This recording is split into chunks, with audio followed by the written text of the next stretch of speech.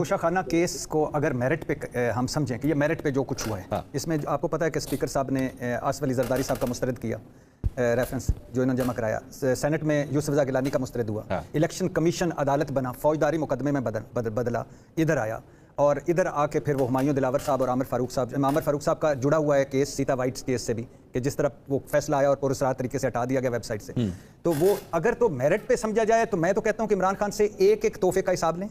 इमरान खान साहब ने जो बताया था कि हम रियासत मदीना में, या उन्होंने अपनी स्ट्रगल में कि तोहफे लेने नहीं चाहिए, छुपाने नहीं चाहिए, और फिर उन जो कुछ नवाज शरीफ साहब ने जवाब दिया था कि ये मेरे मुल्कों से तल्लुकात खराब होते हैं, वही इमरान हुकूमत ने जवाब दिया, और जैसे वो अदालत में इमरान खान आया ऐसे इनके खिलाफ इस्लामाबाद हाई कोर्ट में आना पड़ा। ये तो सारा ठीक है, लेकिन बात यह कि अगर मेरिट ये थे, PDM 26 नुकात पे आ रहे थे, 26 नुकात पर असली और वदिया जमहूरी तरीक चल रही थी। PDM सरबराह मौलाना साहब थे और सारी सियासत इकट्ठी थी, और वो क्या कहते हैं इसको, PDM को मैं मुश्तरका मफादात कौंसिल कहता हूँ, जो जिसने मरदमशुमारी आगे खत की है ना, तो ये मुश्तरका मफादात कौंसिल है, और 75 साल से हमें मुश्तरका मफादात कौंसिल ने रूल किया है।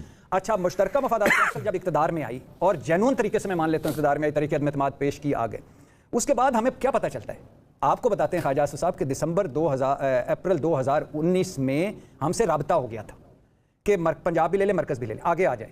ख्वाजा आसिफ साहब आपको पता किसने राब्ता किया था? नहीं, ये नहीं पता एक्चुअली वो शख्स कौन था? नहीं पता। ये भी एक बहुत बड़ा धमाका होगा किसी दिन, अच्छा, अगर कभी मंजर आम पर आ गया। अच्छा, तो दूसरा आगे ख्वाजा आसिफ साहब ने हमें बताया कि नवाज शरीफ साहब, सॉरी क्या कह रहे हैं सर? मैं क्या, वो आपको पता है मंसूर भाई? मुझे पता है, लेकिन मैं जब तक ख्वाजा साहब खुद नहीं बोलेंगे मैं नहीं बोलूंगा, ये ख्वाजा साहब के ऊपर। अच्छा, फिर हमें बताया ख्वाजा आसिफ साहब ने कि नवाज शरीफ साहब जो बाहर गए थे, जो हम समझते थे वाकई उनकी 12 बीमारियां हैं, 17 दवाइयां खाते हैं, 7 स्टंट हैं, 3 हार्ट सर्जरीज हैं, तशवीशनाक हद तक बीमार हैं, बकौल ख्वाजा आरिफ साहब जो आजकल इमरान खान साहब के वकील, तो लेकिन वो एस्टेब्लिशमेंट की मदद से गए।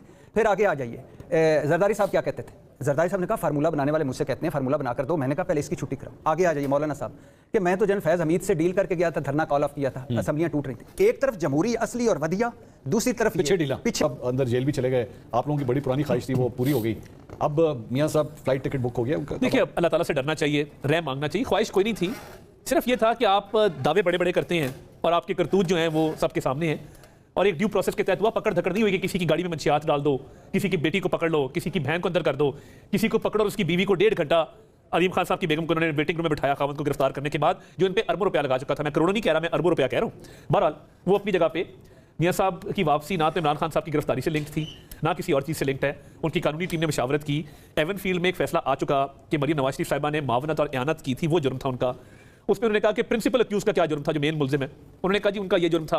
उस पर बहस हुई, नैब कंसर्न डॉक्यूमेंट प्रोड्यूस नहीं कर सका, उनके पास थे नहीं, तो हम लीगल हवाले से तैयारी कर रहे हैं। मेरा ख्याल है 1 से 1.5 माह के अंदर उनको पाकिस्तान होना चाहिए आइडियली। और मेडिकल हवाले से जो रिपोर्टें जमा कराई हैं, देखिए जो प्रोसीजर्स भट्टी साहब ने भी कहा, उन्होंने अपने तरीके से कहा, वो तो एस्टैब्लिश्ड है ना, कोई मतलब इसमें, जब वो वज़ीर आज़म थे तो हार्ट की परफोरेशन हुई थी, ठीक है ना, कोट लखपत में हम तो जेलों को समझते हैं ना कि jail home department, present department, हम तो इंटरफेरेंस नहीं करते। ये आपने इमरान खान साहब डॉक्टर लीग के फॉलोअर्स के लिए एक क्लियर कट आइडिया दे दिया कि महीने से 1.5 महीना इसमें अप्रॉक्सिमेटली लग सकता है। मैं अजहर साहब आपसे भी पूछ लेता हूं, जरा पाकिस्तान तहरीक इंसाफ के फॉलोअर्स के लिए बता दीजिए कि खान साहब कब आएंगे?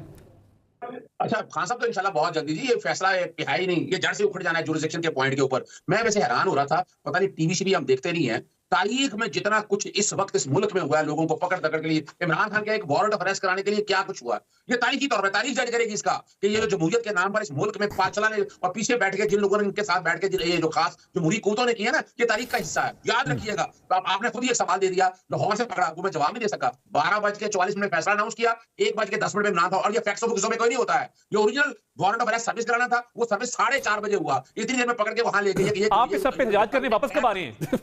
आप अगर डी चौक पे प्रोटेस्ट रख लें, हम इंटीरियर की तरफ से फैसिलिटेट करेंगे, परसों ही रख लें, आखिरी दिन हमारा, मेरी आपकी दीदार की ख्वाहिश भी पूरी हो जाएगी। चले, मुझे प्रोग्राम यहाँ रैप अप करना है, सबको इंतजार है, तारड़ साहब को जो है वो सिद्दीकी साहब की वापसी का इंतजार है, मुझे नवाज शरीफ साहब की वापसी का इंतजार है, इरशाद भट्टी साहब को इमरान खान साहब की वापसी का इंतजार है, और इसी दौरान प्रोग्राम हमारा खत्म हो गया।